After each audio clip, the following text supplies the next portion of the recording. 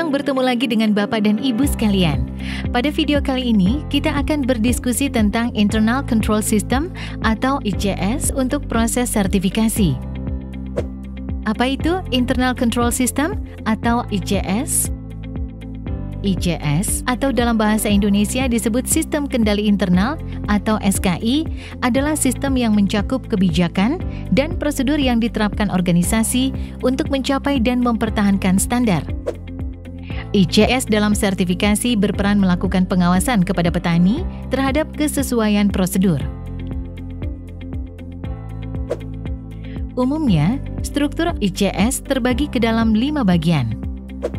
1. Manajer ICS bertanggung jawab bahwa setiap anggota menerapkan dan mematuhi standar kelapa sawit berkelanjutan. 2. Komite Persetujuan bertanggung jawab menyetujui anggota baru dan hasil inspeksi internal melalui persetujuan internal. 3. Inspektur Internal bertanggung jawab monitoring kepatuhan anggota dan mengaudit internal. 4.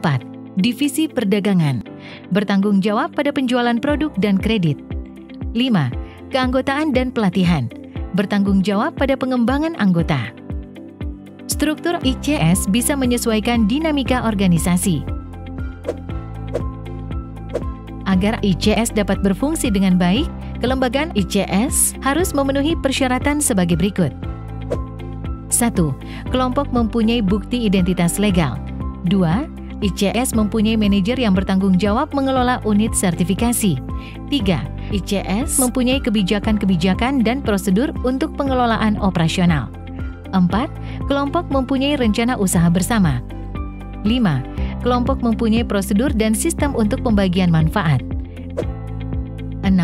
Kelompok mempunyai prosedur dan sistem berjalan untuk melacak TBS. Untuk memastikan setiap anggota memenuhi aturan dan prosedur, perlu dilaksanakan audit internal.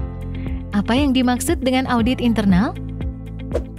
Audit internal adalah proses penilaian yang dijalankan oleh manajer ICS untuk menguji dan mengevaluasi apakah sistem di dalam ICS sudah berjalan dengan baik.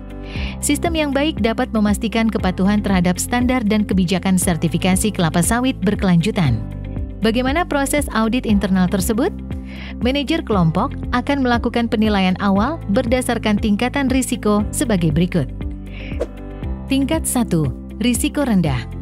Kelompok yang relatif bersifat homogen. Tingkat 2. Risiko sedang. Kelompok yang memiliki homogenitas di beberapa hal, akan tetapi tidak seragam seluruhnya. Tingkat 3. Risiko tinggi. Kelompok sangat heterogen dari sisi sosial ekonomi, geografi, dan lain-lain. Tingkatan tersebut memengaruhi jumlah sampel yang harus diaudit. Salah satu peran ICS yang sangat penting dalam proses sertifikasi adalah pengelolaan dokumen, karena proses audit itu sendiri akan mengecek kelengkapan dan kesesuaian dokumen. Pengelolaan dokumen melibatkan proses sebagai berikut. 1. Penerbitan dokumen. Dokumen yang telah disahkan dikelola berdasarkan jenis dan penomoran dokumen dan mencatatnya dalam daftar induk dokumen. 2. Distribusi dokumen. Setiap dokumen kemudian didistribusikan kepada petugas pengendali dokumen sebagai penanggung jawab dokumen. Petugas tersebut diangkat berdasarkan surat keputusan pengangkatan. 3. Perubahan dokumen. Usulan perubahan dokumen disampaikan kepada manajer ICS yang selanjutnya akan menerbitkan dan mendistribusikan kembali. 4. Pengendalian dokumen.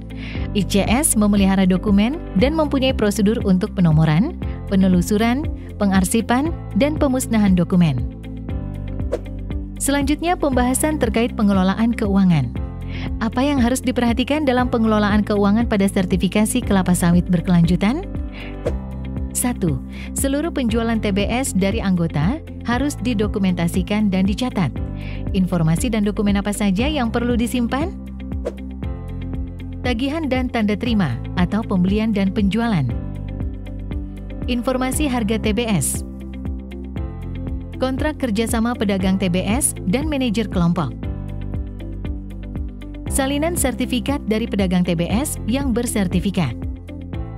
2. Kelompok mempunyai prosedur dan sistem pembagian keuntungan dari sertifikat berkelanjutan yang diperoleh. Mari kita dukung ICS agar kita bisa mempraktikkan berkebun secara baik dan berkelanjutan sehingga dapat bermanfaat bagi petani dan alam. Terima kasih, sampai jumpa di materi lainnya ya.